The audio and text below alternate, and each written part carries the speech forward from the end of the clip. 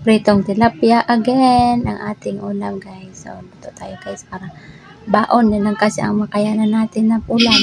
So, ito guys, lechon manok po yan guys. Kagabi po yan. Ulam nila, tira nila kagabi. May kanin pa. So, habang nagluluto ako guys, kakain ako.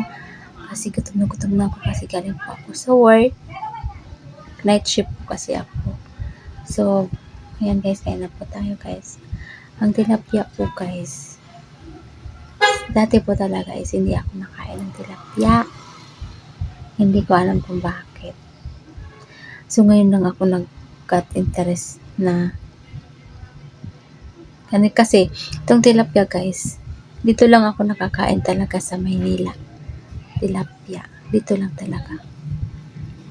Kaya dito sa Manila, lagi tilapia o di kaya bangos. Bangos dati.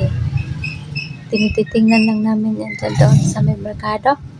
Kasi di naman namin kayang bumili ng bangos dati kasi mahal man nun dati ang bangos.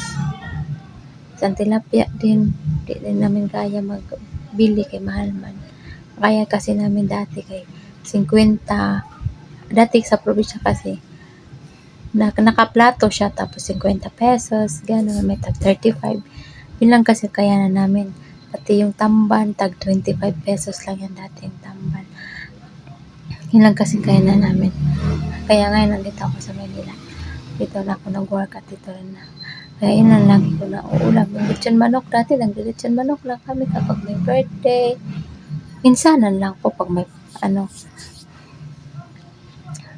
Pero ngayon, ayun, dati naglilechon manok kami kasi meron kasi kaming alagang manok doon sa probinsya, mga Bisayang manok. Kaya pag gusto namin maglechon manok, maglilechon kami. Ganun ho yun. Doon naglilechon manok kami kapag may okasyon. Dito sa Manila, ulam lang namin. Kaya walang okasyon, ulam lang. So, magkaiba talaga ang dito sa Manila saka sa probinsya, pero mas gusto ko pa rin sa probinsya kaysa sa Manila. Diba? Tiis-tiis lang tayo dito, kaya dito man tayo nagtrabaho. Pero mas maganda pa rin sa probinsya.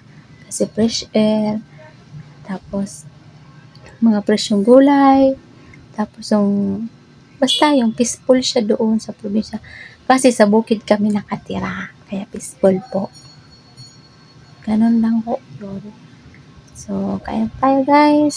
Sarap po talaga ang ulam ko. Para sa akin, masarap. Ewan ko lang sa inyo kung masarap. Masarap sa paningin ng ulam ko.